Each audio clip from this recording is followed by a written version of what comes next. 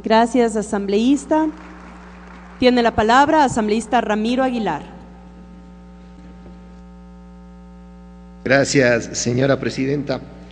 Esta vez sí me tomó de sorpresa. Quiero reflexionar esta noche con calma sobre el fondo de lo que está haciendo la Asamblea Nacional. La ley, señora presidenta, señores miembros de la Asamblea y pueblo ecuatoriano, no es solamente una cuestión de quién tiene la fuerza para hacerla y para hacerla cumplir. Porque si esto fuera así, esta frase que voy a citar a continuación debería ser la única que contenga el informe de la Comisión de Enmiendas que acabamos de leer. La única, no más, es el resumen. Ese informe debió haber dicho: esta es la ley porque yo, el legislador, soy el más fuerte. Si tienes algo que señalar contra mi ley, demuestra entonces que tú eres más fuerte que yo. Ningún legislador, ni siquiera el más seguro de sí mismo, puede permitirse aparecer revestido solo de poder. Debe tomarse en serio el otro aspecto de la ley, el relacionado con la exigencia de su adecuación a las necesidades y requerimientos externos a la voluntad legisladora, cuya sede es la sociedad destinataria de la propia ley. La ley que se impone sin persuasión es violencia. En la cuna de la democracia, en la Atenas de Pericles, el padre de la democracia, Alcibiades, un ciudadano griego, le preguntaba: ¿qué es entonces la violencia y la ilegalidad? No es cuando el más fuerte obliga al más débil sin persuadirle a hacer lo que a él le parece. Y Pericles responde: yo creo que todo lo que uno obliga a hacer a alguien sin convencerle es violencia más que ley. Es violencia más que ley. Y evoluciona el concepto. Y en la Revolución Francesa, en el ícono del liberalismo, este concepto se transforma en la voluntad general. En esa suposición, en ese constructo imaginario de que la voluntad de la mayoría es la voluntad general y entonces debe cumplirse. La voluntad general es definida por la ciencia política como la voluntad colectiva del cuerpo político que tiende al interés común y se manifiesta a través de la ley que es votada directamente por el pueblo reunido en asamblea, lo que decía el asambleísta Pacheco, el concepto. La voluntad general, sin embargo, tiene un quiebre, no reconoce divisiones, no reconoce frente a sí ninguna particularidad que merezca ser respetada, no admite ser el producto de acuerdos entre partes de la sociedad que se representen a sí mismas. Ese concepto equivocado, liberal, absolutamente liberal de voluntad general, plantea un problema ya mencionado por Joseph de Maistre. ¿Cómo puede la Constitución, decía el saboyano, vincular a todos si alguien la ha hecho?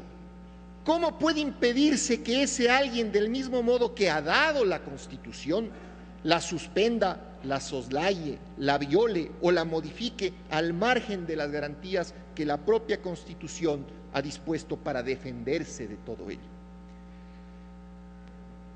Y esa no tiene respuesta, esta pregunta no tiene respuesta, y no tuvo respuesta durante todo el siglo XX.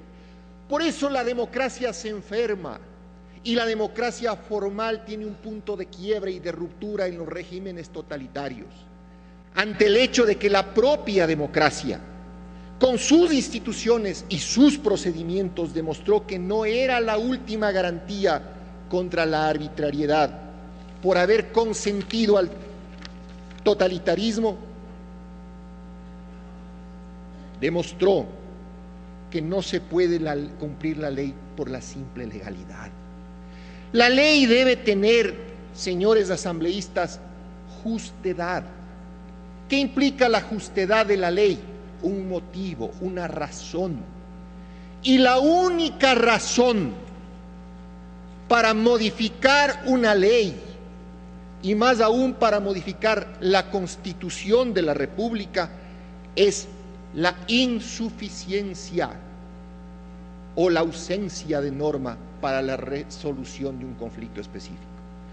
Y no he escuchado en el informe de la comisión, y no hay en el pedido de reforma constitucional presentado por el Bloque de País ningún caso específico, puntual, donde ustedes demuestren que la norma constitucional en vigencia es insuficiente para resolverlo, o que hay ausencia de norma constitucional para resolver un problema específico. Ustedes, curiosa y paradójicamente, se anclan al concepto más absoluto del Estado liberal, a pesar de que la Constitución del 2008 consagra un Estado constitucional de derechos, donde la Constitución no es el reflejo de la voluntad absoluta de un parlamento, sino es el mecanismo de protección de los derechos de las personas, y donde la modificación de la Constitución no puede obedecer a ese viejo aforismo de que la palabra del príncipe debe hacerse ley. No podemos encarnar en el presidente de la República al Basileo, al emperador bizantino, que se decía a sí mismo ley viva y que en consecuencia expresaba sus deseos, y todo un grupo de subordinados y de subalternos consagraba esos deseos en ley.